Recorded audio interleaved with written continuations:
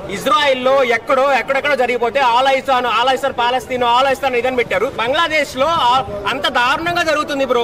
ఏ hero అన్న react అయ్యాడా bro? మనమేమో గుడ్డలు దించుకొని 250 రూపాయలు 200 రూపాయలు టికెట్లు పెట్టుకుంటే ఒక్కడు కూడా కనీసం మాట్లాడ్డా? వాళ్ళు కూడా అడుగుతారు, వాళ్ళు కూడా లుచ్చారా? బంగ్లాదేశ్ లో అంతమంది హిందువులు చచ్చిపోతున్నారా, కాల్ చేస్తున్నారా, ఇది చూడండి రా అంటే మనలో కంట్రీ ఇష్యూస్ కంటే ఈ నా చైతన్య ఇష్యూ లవడాల ఇష్యూ. నేను హీరోయిన్ అందరినీ ఏ హీరో ఉన్నాడో అందరినీ తిడుతున్నా. ఎవడైనా సరే ప్రతి ఒక్క హీరోని, ఓకేనా, చిన్న హీరో దగ్గర నుంచి అందరి హీరోని నేను తిడుతున్నా. బాలీవుడ్ టాలీవుడ్ యాక్టర్స్ ని అందరికీ కూడా తిడుతున్నా. ఒకటే మాట తిడుతున్నా ఎవరన్నా సరే ఓకేనా. ఇజ్రాయిల్లో ఎక్కడెక్కడో జరిగిపోతే ఆల్ ఐసాన్ ఇదని పెట్టారు. బంగ్లాదేశ్ లో అంత దారుణంగా జరుగుతుంది బ్రో. ఏ హీరో అన్న రియాక్ట్ అయ్యాడా బ్రో? మనమేమో గుడ్డలు దించుకొని 250 రూపాయలు 200 రూపాయలు టికెట్లు పెట్టుకుంటే ఒక్కడు కూడా కనీసం మాట్లాడ్డా? అది ఎక్కడో దేశాలు దాటి ఖండాలు దాటి ఎక్కడో ఇది జరుగుతుంటే మనకు దాని మీద ఇది ఉంది. కానీ కనీసం ఎవడన్నా సరే ఇంత గుడ్డలు దించుకొని పోతున్నామే, ఎక్కడెక్కడ దానికి పెట్టడానికి ఏం మాయరాగం మీకు? పొలిటికల్ లీడర్స్ వాళ్ళు కూడా అడుగుతారు, వాళ్ళు కూడా లుచ్చారా? వాళ్ళు గెలిపించాము.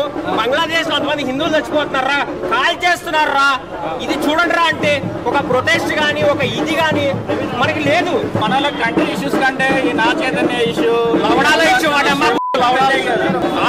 ప్రతి ఒక్క హీరో మీరు పోస్ట్ చేయండి డైరెక్ట్, అయ్యా మీ సినిమాకి ఇంతమంది పోతున్నాం, రేపు పొద్దున అలాంటి సిచ్యువేషన్ ఇండియాలో జరగవచ్చు.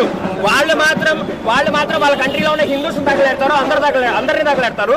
మనం మాత్రం బంగ్లాదేశ్ నుంచి, ఆఫ్ఘనిస్తాన్ నుంచి, పాకిస్తాన్ నుంచి వచ్చిన ముస్లిమ్స్ కి మాత్రం మనం వెల్కమ్ చెప్పాలి. అది దేవోభవ అనాలి. సెలబ్రిటీస్ ఏం చెప్తారు? సెలబ్రిటీస్ అరే మరి అంత ఇచ్చేస్తున్నారు, కనీసం మాట్లాడండి. నాకు బూతులు వస్తున్నాయి, ఎందుకు మాట్లాడలేకపోతున్నారు? ఒక స్టేటస్ గానీ ఒక ఇది గానీ చెప్పుకుందాం అన్న సినిమా రేపు నిన్ను కూడా ఎవడో తగలెంగుతాడు, అప్పుడు అదే చెప్తావా? కిరోసిన్ తగలెంగుతాడు, అలాగే చేస్తావా? అదే ఇప్పుడు నేను నార్మల్ ఆర్డినరీ మ్యాన్ నేను పిలిస్తే ఎవడు సెలబ్రిటీస్ రారు, ఎవరో మీడియా వాడు రాడు, ఓకేనా. ఇట్లా మీరు సినిమా కోసం రివ్యూ కోసం వచ్చారు కాబట్టి అన్న సినిమా రివ్యూతో పాటు సిచ్యువేషన్ దారుణంగా ఉంది బంగ్లాదేశ్ లో. మోడీ గారు ఎలా హ్యాండిల్ చేస్తున్నారు? మోదీ గారు ఇప్పుడు ఇందిరాగాంధీ గారు వాళ్ళ బంగ్లాదేశ్ వాళ్ళకి ఫ్రీడమ్ ఇచ్చి తప్పు చేశారు. మోదీ గారు బంగ్లాదేశ్ ని ఆక్యుపై చేసుకోవాలని కోరుకుంటున్నారు. అసలు అంత వాళ్ళకి ఫ్రీడమ్ ఇచ్చింది మనమే 1971 లో. బ్రో టిబెట్ లో ఒకప్పుడు ఇలానే జరిగితే దలైలామా వచ్చాడు, ఇప్పుడు షేక్ హసీనా వచ్చింది, ఎలా చూస్తున్నారు? ఏం చేస్తే ఎలా చూసేది ఏముంది బ్రో? వాళ్ళనైతే సేవ్ చేయండి బ్రో. ఇంకెలా చూస్తా ఇప్పుడు సేవ్ కనీసం ఏదన్నా అగ్నిస్ట్ గా యాక్షన్ తీసుకుంటా మన కౌంటర్స్ లేకపోతే ఏదో ఒకటి ఇవ్వండి. ఎందుకో ఇక్కడ ఉన్న హిందూ, ఇక్కడ ఉన్న ముస్లిమ్స్ కూడా ఎందుకు మాట్లాడట్లేదు? మేము మాట్లాడాం పాలస్తీనప్పుడు, నేను మాట్లాడా ఇజ్రాయల్ ఇట్లా చేస్తున్నారని చెప్పేసి. మీరు ఎందుకు మాట్లాడలేదు? సజీవంగా తగ్గడం చేస్తున్నారు, పిల్లల్ని అందరినీ ఇది చేస్తున్నారు. ఇప్పుడు ముస్లిమ్స్ కంట్రీలో వాళ్ళు మాకు ఇది ఇవ్వనప్పుడు ఇక్కడ ఎందుకు కల్పించాలి? నేను ముస్లిమ్స్కి అగ్నిషా కల్పించట్లా, ఓకేనా. అక్కడ వాళ్ళు మనకి రెస్పెక్ట్ ఉన్నప్పుడు, వాళ్ళు కాల్ చేస్తున్నప్పుడు మన కంట్రీలో మనం ఎన్ఆర్సీ సిఏఏ గురించి చెప్తుంటే పాకిస్తాన్ నుంచి, బంగ్లాదేశ్ నుంచి, ఆఫ్ఘనిస్తాన్ నుంచి వచ్చిన వాళ్ళకి ఇక్కడ మేము సిటిజన్షిప్ ఇవ్వడం అంటే అంత కాల్ చేశారు అందరూ. ఇండియన్స్ కి హిందూస్ కి ఒక సపరేట్ కంట్రీ కావాలంటారు? హిందూస్ కి సపరేట్ కంట్రీ, దాని గురించి అంటే మనది సపరేట్ కంట్రీ అని ఎప్పుడు మాట్లాడలేదు అన్న. నేను సపరేట్ కంట్రీ అని మాట్లాడటం ఉండకూడదా? ఇప్పుడు ఉండాలి అంటే మనకి చిన్నప్పటి నుంచి నేర్పించింది ఏంది? ఇప్పుడు ఓన్లీ మనకి రాజ్యాంగం వచ్చిన దగ్గర నుంచే కాదు, మనకి ఎప్పటి నుంచి రామాయణ మహాభారత కాలం దగ్గర నుంచి కూడా అందరికి అతిథేవోభవ, అందరినీ వచ్చిన ఎక్స్పెక్ట్ చేయాలి అని చెప్పేసి, అందరికి ఇచ్చారని చెప్పేసి నేర్పించారు. ఇప్పుడు పవన్ కళ్యాణ్ ఈరోజు జరుగుతున్నది, పాకిస్తాన్ నాశనం అయింది, శ్రీలంక నాశనం అయింది, ఇలా బంగ్లాదేశ్ నాశనం అయింది. నెక్స్ట్ ఇండియాకు కూడా అదే పరిస్థితి రాబోతుంది కనుక మనం అందరం జాగ్రత్త పడాలి, మనం అందరం ఐక్యంగా ఉండాలి. ఎవడు ఒప్పుకోకపోయినా ఇది హిందూ దేశమే, భారతదేశం అనే హిందుస్థానే అలానే ఉంటది. ఇక్కడ అందరూ బ్రతకొచ్చు, కానీ హింస చేస్తా, ఇతరులను ఇబ్బంది పెడతా, నాకు సెపరేట్ రైట్స్ అంటూ లేవు, అందరికీ సమానత్వం ఉంది, దాని పరిధిలో అందరం బ్రతకాలి.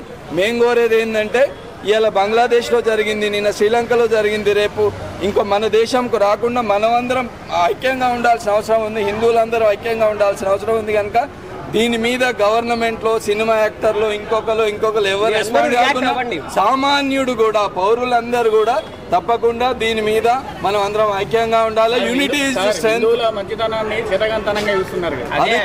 అది తప్పు. ఎవరో ఇంకొకరు చెప్తేనో ఇది చేసే మన హిందూ ధర్మ సంస్కృతిలో ఒకటి ఉంది, మంచి అనేది ఉంది, ఇంత సేవ చేసే గుణం ఉంది, ఇంత ఆకలికి అన్నం పెట్టే విధానం ఉంది. కనుక మనం అందరిని హక్కున చేర్చుకుంటాం. మన అస్తిత్వానికి ఎప్పుడైతే ఇదవుతుందో తప్పకుండా కొట్లాడే ఇది ఉంది. ఒక వీర శివాజీ వస్తాడు, ఒక ఝాన్సీ లక్ష్మీబాయి వస్తుంది. తప్పకుండా రానున్న రోజులలో మళ్ళీ ఆ రోజులు వస్తాయి. ఎందుకంటే ఇక్కడ ఉన్న వాళ్ళు కూడా చేతగాని వాళ్ళ లెవెల్ కాదు. మనం అందరినీ మీరు కూడా సమన్వయం చేయాలి, అందరిని ఐక్యంగా ఉంచాలి. మంచిని మంచి అనాలి, చెడుని చెడనాలి. తప్పకుండా దీని మీద మీరు కూడా ఆర్టికల్స్ రాయండి. బంగ్లాదేశ్ లో హిందువుల మీద జరుగుతున్న దాడుల మీద మీరు కూడా దానికి ప్రచారం కల్పించండి. ఎవరైతే సెలబ్రిటీస్ అంటున్నారో, పొలిటీషియన్స్ అంటున్నారో, నాయకులు వారందరి దగ్గరికి వెళ్ళండి, వారి ఒపీనియన్ అడగండి, వారు ఏం మాట్లాడతారు, వాళ్ళ అభిప్రాయాలు ఏంటో తెలుసుకోండి. అప్పుడే కదా మనకు నిజానికి మన మోడీ గారు షెల్టర్ ఇచ్చారు కదా, ఎలా ఇస్తున్నారు?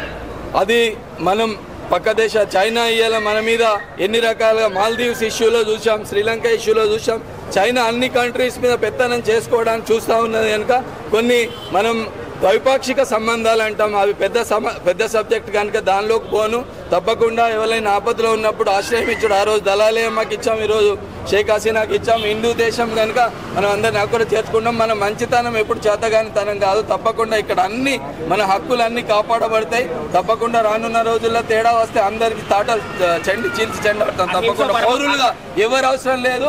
ఈ దేశ పౌరులందరూ చదువుకున్న వాళ్ళే, హిందుత్వ భావాలు ఉన్న వాళ్ళే, హిందువుగా పుట్టిన వాళ్ళే. చాలా మందికి మన అస్తిత్వానికి దెబ్బొచ్చినప్పుడు తప్పకుండా దాని మీద చర్యలు ఉంటాయి.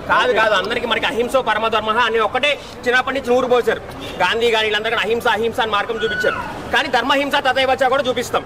అర్థమవుతుందా? నేను ఇక్కడ వాటింగ్ అక్కడ వాళ్ళకి అలా జరుగుతుంది.